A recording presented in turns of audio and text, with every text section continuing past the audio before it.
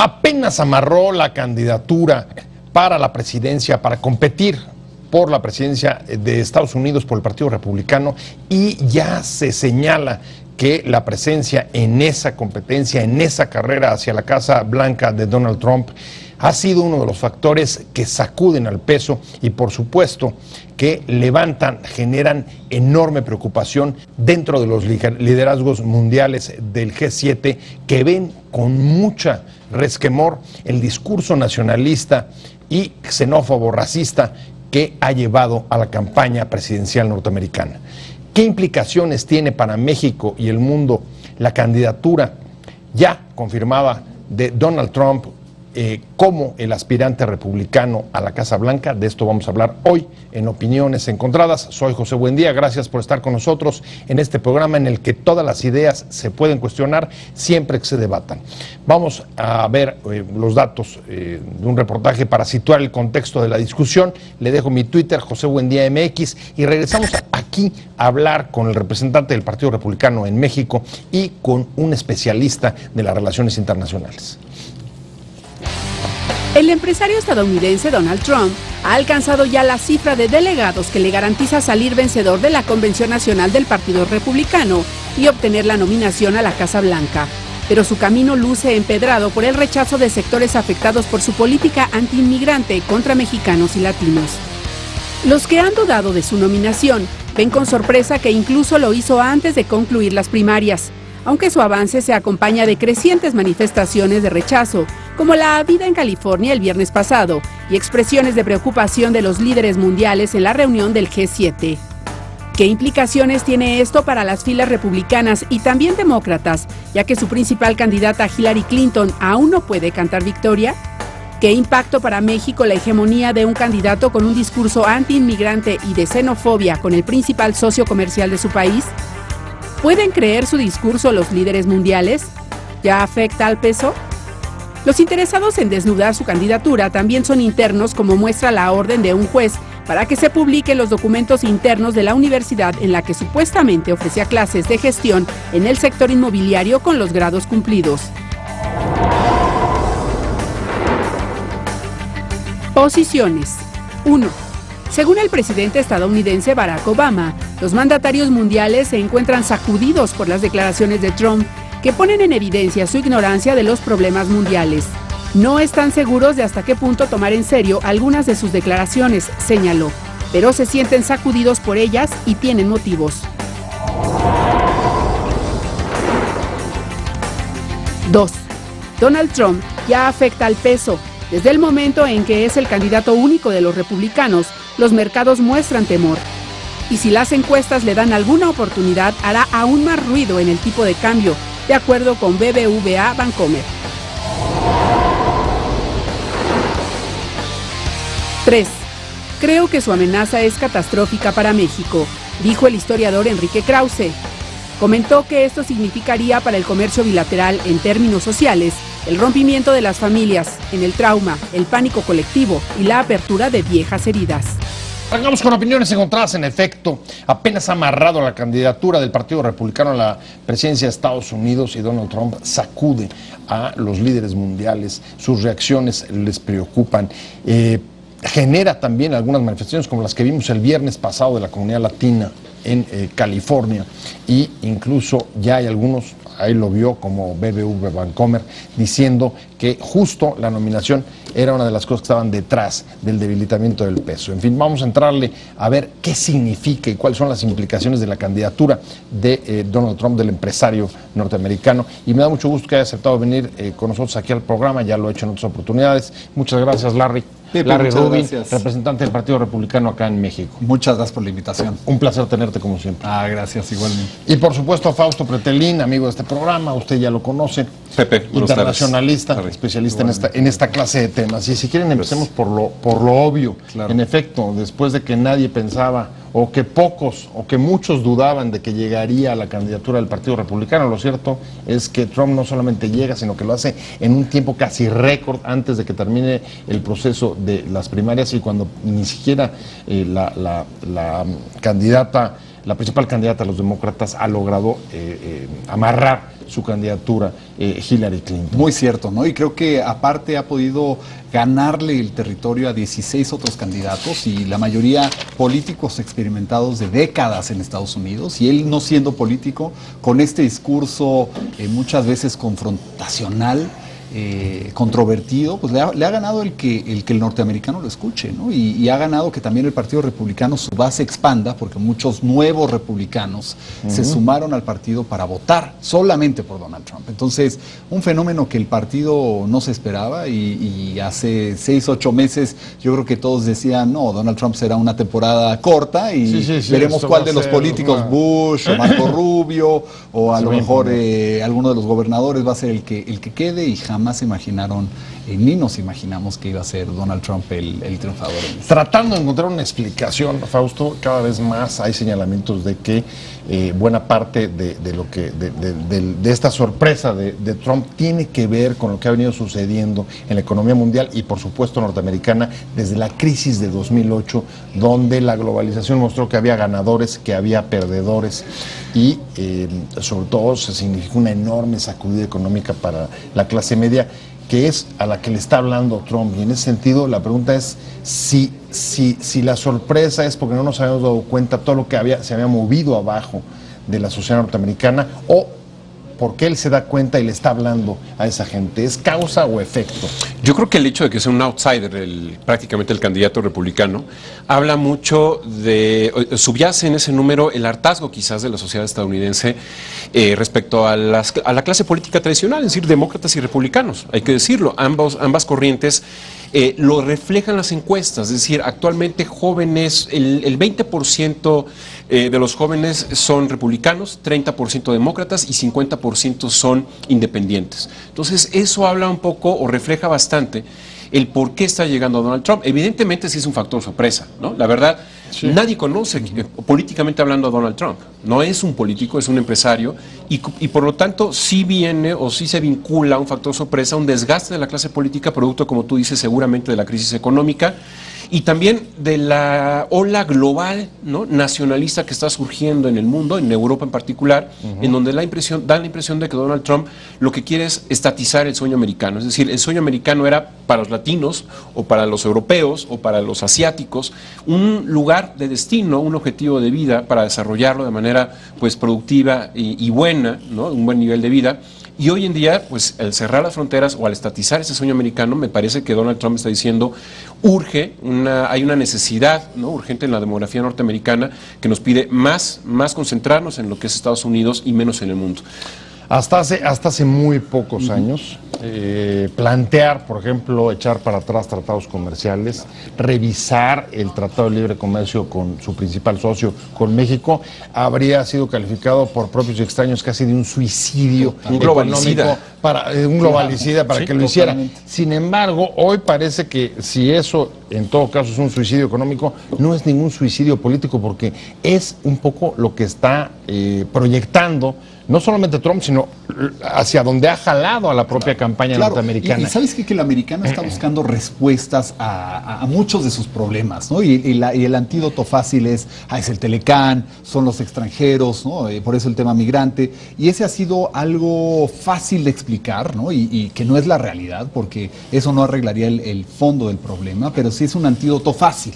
Y es fácil de decirlo, ¿no? Entonces las personas se pueden arropar dentro de estos señalamientos de que si el Telecán no ha funcionado, y es la manera fácil de salir de la explicación de los problemas económicos, por ejemplo, ¿no? Entonces creo que con el transcurso de cómo van a ir dándose de aquí a la convención, y particularmente en la convención donde se necesita Donald Trump de ganar a la mayoría de los republicanos, no porque no vaya a ser el candidato, porque ya lo es, ¿no? Ya llegó a ese número de 1.237. Sí, ya lo tiene amarrado. Ya lo tiene amarrado la nominación. Pero requiere de todo el esfuerzo del aparato republicano para que de verdad gane, y no solamente gane, porque si gana y no gana el Congreso, pues es un presidente que no va a tener el apoyo, va a tener la oposición en el Congreso, y no oposición solamente demócrata, sino también puede ser oposición republicana, que le han pasado a candidatos que no tienen su propio partido en la bolsa, y es un problema serio porque un presidente sin el poder legislativo pues no puede hacer muchas cosas. No, estamos de acuerdo. Ahora, tú dices, son salidas fáciles, propuestas fáciles, irte por el lado de la revisión de los tratados comerciales, señalar culpables, incluso estigmatizar comunidades como las responsables de las dificultades económicas de los latinoamericanos, pero ¿sería esto una especie de síntoma de crisis del modelo de la globalización que nos prometió riqueza, empleo, prosperidad, bla, bla, bla? Es una crisis de la clase política global, ¿no? Yo creo que los demócratas como los republicanos hace 4 años tuvieron que haber puesto ya una estrategia a mediano plazo, es decir, ahora, para ver qué candidatos son los más llamativos o serían los más atractivos para la sociedad estadounidense. Y creo que la tarea la hicieron muy mal, ambas partes, ¿no? Es decir, Hillary Clinton se recicla.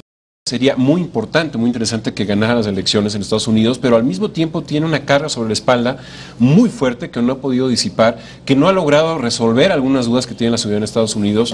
¿Cuál está pasando más? Su imagen, digamos, de status quo, es casi el ejemplo de los burócratas de Washington. Sí, es la imagen de la mujer, del política que está cobrando $200,000 por plática a Goldman Sachs y que algo les dice que no filtraron lo que les dijo, pero algunas claves estratégicas les dijo que molestan a algunos.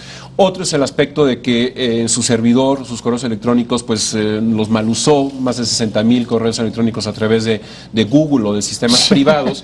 Tenía su servidor en su casa, es decir, no siguió los lineamientos de lo que era la Casa Blanca, el Departamento de Estado, ¿no? También.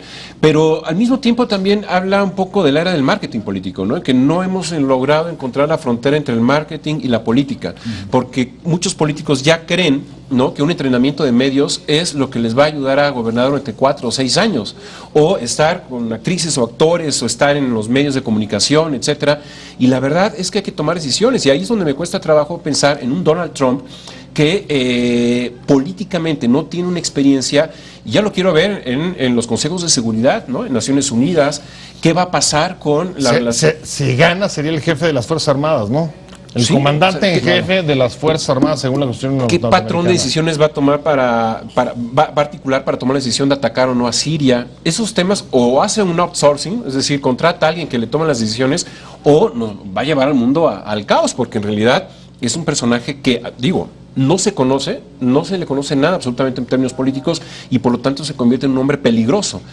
Realmente causa mucho disgusto a las mujeres, es decir, causa mucho disgusto a los preparados, a la gente preparada, es decir, a los universitarios, por ejemplo. Si ustedes suman netos positivos con negativos, la imagen positiva negativa sobre Donald Trump, las personas que no tienen educación universitaria lo apoyan un 34% hombres y un 16% mujeres. Las personas que tienen estudios universitarios, prácticamente el apoyo neto de hombres es del 16% y de mujeres prácticamente desaparece, es de 0%. Junto con todas esas características que acabas de señalar, hoy hay un artículo bastante fuerte, duro, en New York Times, diciendo que además el impacto global que ha tenido su candidatura se debe a que ha hecho resurgir y convertir en un debate también global, algo de lo que decía Fausto hace un momento, el resurgimiento de los movimientos nacionalistas y fascistas en el orbe. ¿Tú crees que realmente esté sucediendo, que esté generándose ese debate, que él sea el que esté instigando, o sus ideas, sus discursos sean los responsables de esto? Pues mira, yo creo que es un punto muy interesante, Pepe, porque creo que lo que sí ha hecho Donald Trump ha movido el status quo político en Estados Unidos y en el mundo, ¿no? Y esto creo que lo ha logrado pues entrando en confrontación con temas muy particulares, ¿no? Y podemos tocar un sinfín de temas donde ha conflictuado con puntos de vista inclusive con norteamericanos, pero lo que ha hecho exitosamente, y eso nadie se lo puede negar, es ganar la nominación, lo que sacudir el status quo. Sí, ha sacudido al status quo, pero con un discurso nacionalista, claro, y digamos anti-inmigrante y xenófobo en muchos casos. Y sabes, lo interesante de este proceso es qué va a hacer Donald Trump hacia adelante, ¿no? Porque, como decíamos, se necesita ganar el partido, entonces los ojos están puestos en quién va a escoger para vicepresidente, y eso marcará hacia dónde va a llevar, si es que gana la nominación, digamos, que gana la presidencia, porque la nominación ya la tiene en el bolsillo, cómo va a ser su administración. Y eso va a ser una parte importante porque él se jacta de estar cerca y contratar a los mejores, a la gente más inteligente, ¿no?, de Estados Unidos. Entonces, pues veremos qué va a hacer en esta próxima etapa, porque esa va a ser una parte importante para todos los republicanos, no solamente en México, sino para todos los republicanos en el mundo. Hoy en México solamente hay 2 millones de norteamericanos, que lo hace, ¿verdad? Lo hace el país con más americanos fuera de Estados Unidos, y creo que esa relación binacional es de vital importancia no solamente para los americanos aquí, sino también para la relación de muchísimos estados donde México es el principal socio comercial, ¿no? No solamente Texas, California, sino otros 20 estados. Esos datos, digamos, te dan el contexto de la problemática. No es nuevo, se ha estado señalando en Estados Unidos. Algunos antiguos legisladores han dicho, estamos en Alemania en 1933. BBV Bancomer ya dijo hace unos días que la sacudida del peso tenía que ver con Donald Trump, pero quizá la pregunta, Fausto, que lo comentábamos en el corte, es ¿y cómo se debe de manejar, por ejemplo, en el caso de México, una candidatura como la de Trump en, digamos, de tu principal socio comercial y pues una figura relevante por el discurso que está llevando de entrada a la campaña antes de discutir si podrá ganar o no? Mira, es una buena pregunta, Pepe. Yo creo que para responderla tendríamos que poner 2 claros ejemplos de lo que, quizás de lo que no tendría que suceder, ¿no? Uno de ellos es un cambio de embajador, un cambio de subsecretario, ¿no?, en Relaciones Exteriores, tomando o sustentado esos cambios de que hay que relanzar el mensaje, ¿no? Y lo dijeron públicamente, yo no lo estoy diciendo, ellos lo dijeron, hay que relanzar el mensaje de que estamos haciendo algo para controlar el mensaje de comunicación de Donald Trump en Estados Unidos, ¿no? Entonces, eso no tendría que suceder, porque de alguna forma, ¿qué va a pasar el 1 de diciembre o un día después de las elecciones, en noviembre? Pues que van a quitar al subsecretario de América del Norte y van a cambiar a otro que de alguna manera conozca mejor lo que está sucediendo en los consulados, que esa es la tarea verdadera del subsecretario para América del Norte. La protección a los connacionales. La protección, exacto, sí.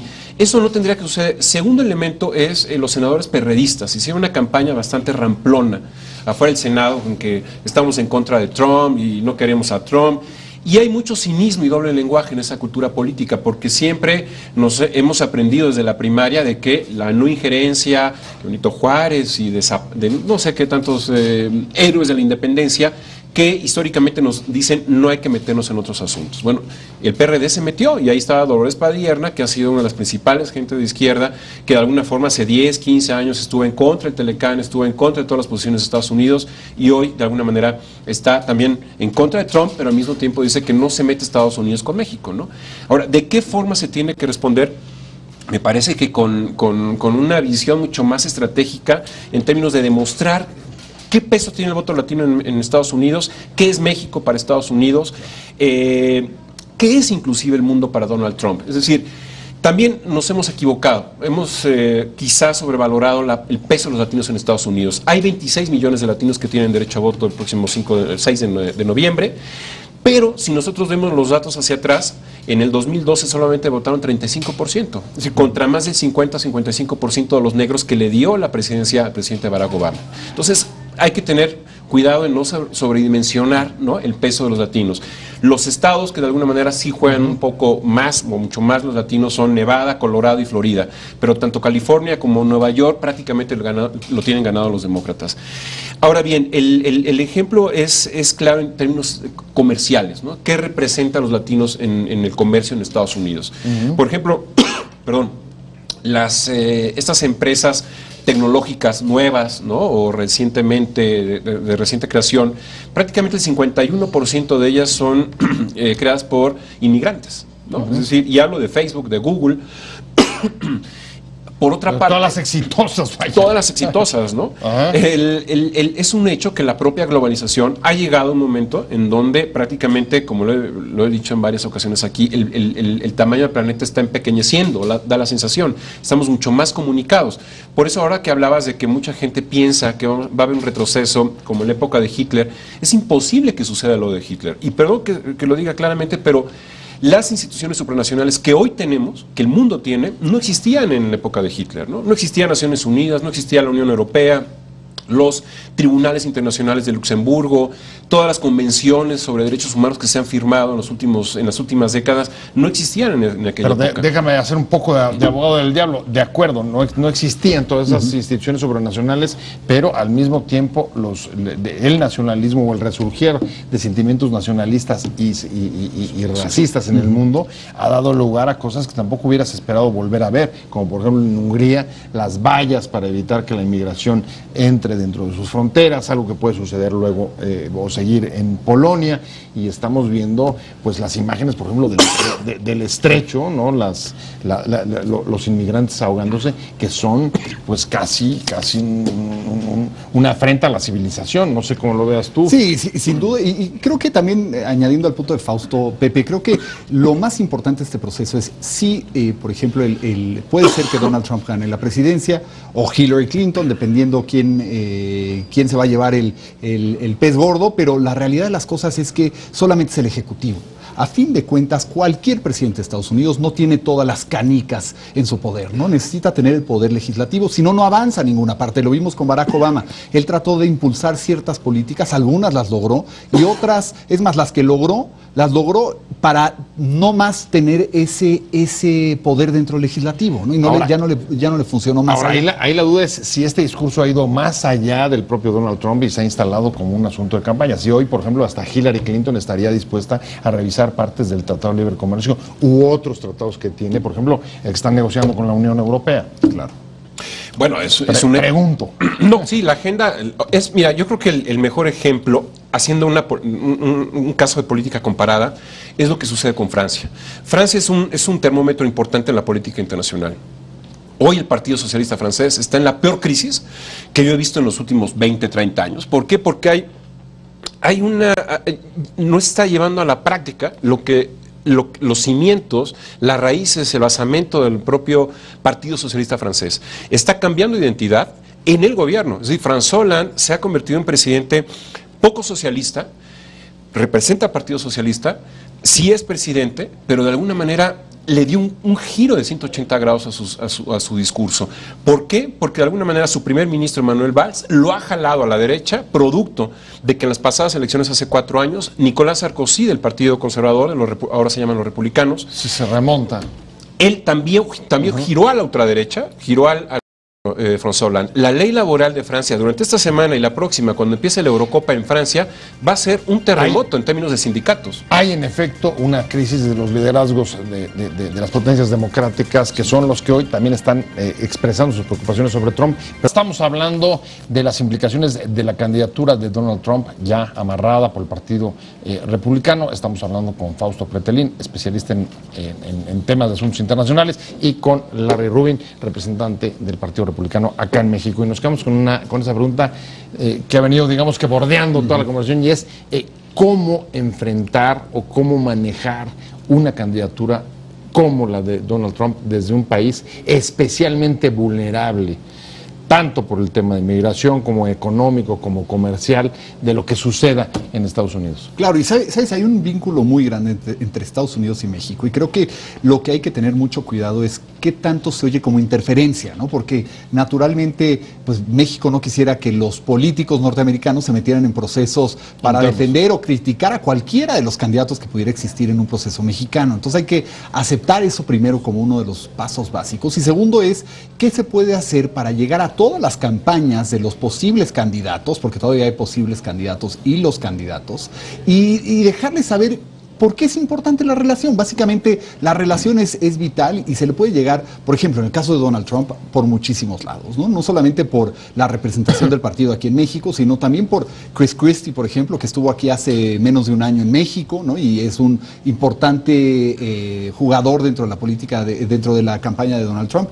Y como esos hay muchos otros jugadores. ¿Los escucha? ¿Trump escucha a los líderes del Partido Republicano? Mira, yo creo que... O su condición de outsider lo mantiene, digamos que es una persona lo que sí es una persona muy inteligente, ¿no? Y lo que tendremos que ver es qué tanto escucha, pero lo que sí es muy importante es asegurar que los que están comunicándose con Donald Trump le estén dando constantemente este mensaje, ¿no? Porque no por no hacerlo, ¿no? O por pensar que a lo mejor no va a escuchar, no se deje de hacer, ¿no? Y esto también en el caso de Bernie Sanders, en el caso de Hillary Clinton, lo que México necesita es tener las amistades bien forjadas en Estados Unidos en todos los niveles, incluyendo tocar la puerta de Paul Ryan, tocar la puerta de muchos otros líderes políticos, tanto republicanos como demócratas, e incluyendo, pues, ¿por qué no los libertarians, ¿no? que acaban de elegir al gobernador Johnson como su candidato a la presidencia? Todos ellos juegan un papel muy importante en la política norteamericana, que a lo mejor hoy funcionan o hoy sirven de algo, pero a lo mejor si no es hoy es mañana, ¿no? Entonces es importante estar en frente de ellos con un mensaje. ¿Y eso no lo estamos haciendo? ¿Eso es lo que nos está faltando? ¿Cómo ves? Pues coincides en que, digamos, se pueden hacer cosas que no estamos haciendo, además de tener, como decías, un antídoto con el nuevo subsecretario. Yo creo que ese acercamiento al Senado de México, ¿no? Tener lobistas, como bien se comentó aquí en el comercial, en el corte, que lo que hizo un poco Carlos Salinas de Gortari, ¿no? En su momento creo que fue muy exitoso una campaña de lobbying, ¿no? De relaciones públicas intensas con el poder político en Washington, y eso es muy importante, más allá de los buenos o malos discursos que se pueden hacer frente a la televisión y los buenos deseos, ¿no? En realidad sí se tendría que trabajar mucho más en ese sentido, en haciendo convencer a los lobistas, ¿no? Y sabes que, y aparte, Pepe, yo creo que el norteamericano debe tener una figura de lo que es México más allá de migración ilegal, ¿no? Y creo que el tema que siempre sale comercial, impulsado por México muchas veces es migrantes, ¿no? Y se deja al lado a lo mejor el dinamismo comercial que existe entre las dos naciones, la importancia de las dos culturas y esta inmersión de las dos culturas en ambos países, porque aquí en México hay mucha cultura norteamericana y allá hay mucha cultura mexicana, y eso se deja a veces fuera de contexto porque se enfoca, todo el foco es los migrantes, ¿no? Entonces el americano lo que escucha en México son los migrantes y no escucha de una relación dinámica que tiene muchos ejes, y eso es lo que hay que enfocar, es no solamente los migrantes, sí es muy importante, pero también hay que enfocar todo lo que sucede en la frontera, que es muy dinámica, y lo que sucede fuera de la frontera también, ¿no? El comercio es una parte muy importante, las relaciones amistosas, culturales, sociales y demás que suceden entre los países, y eso es lo que poco escuchamos. Si tú te pones a ver lo que se dice, se escucha muy poco. Dirían que, digamos, esta falta de manejo que están señalando de un candidato como Trump es otra expresión, digamos, de los vecinos distantes que no acaban de entender cuál es el funcionamiento y la mecánica interna de cada país. En parte sí, culturalmente hablando desde México, y también en parte de que no hemos entendido desde México estas fronteras que la globalización ha disipado en términos comerciales, también en términos de comunicación política tendría que ser, ¿no? Es decir, sí habría o sí tendría que el gobierno que llevara una narrativa mucho más proactiva en Estados Unidos, quitándonos ese viejo paradigma de la no intervención. Yo creo que esa época ha cambiado. Es muy importante que sí haya un discurso, que sí esté presente el discurso del gobierno mexicano en los medios en Estados Unidos, en la clase política, evidentemente, en el empresariado, porque de alguna forma podría normalizarse, ¿no? O sea, esta relación. Construir una narrativa de país distinta, que es un poco lo que los dos están tratando de decir, ¿o no? Sí, totalmente. Yo creo que esa narrativa diferente tiene que darse, y la verdad es que no se ha dado en décadas, ¿no? O sea, no es algo de esta. O sea, desde el TLC época. No hay ninguna. Nada nuevo bajo el sol. Exactamente, desde el Telecán, sí. La única narrativa que se ha escuchado consistentemente ha sido la de los migrantes, ¿no? Y es un tema muy importante que tendrá que resolver el Congreso norteamericano, sin duda alguna, porque está pendiente ahí, pero la narrativa debe de ser mucho más amplia, ¿no? Se ha hecho muy buen trabajo en promover el turismo hacia México. Esa es una narrativa que ya está bien posicionada en Estados Unidos, pero ¿qué más se está haciendo para una narrativa mucho más fuerte que el americano cuando piensa en México? ¿Qué debe pensar? ¿Debe pensar en migrantes ilegales o debe de pensar en una relación dinámica que le produce al norteamericano común y corriente pues, productos más baratos porque están haciendo en el país vecino? ¿Qué es esa narrativa que debería ser muy importante? Porque lo que dice Donald Trump es un reflejo de lo que están diciendo muchos americanos, ¿no? Lamentablemente. Y a lo mejor está acertado o a lo mejor está totalmente errado, ¿verdad? Pero la verdad de las cosas es que la narrativa no existe y está permitiendo que políticos entren y dejen una narrativa que llene ese vacío. Pues la narrativa se nos acabó a nosotros hoy, porque el tiempo se agotó y no me quiero ir, obviamente, sin despedir y agradecerle mucho a Larry Rubin que haya estado con nosotros, como siempre, en este programa. Un placer haberte tenido. Al contrario, gracias por la invitación. Y muchas gracias, Fausto Petelino, como siempre, por haber venido, pero sobre todo a usted por haber estado con nosotros en Opiniones Encontradas. Te invitamos a seguir cuestionando la información con los siguientes videos.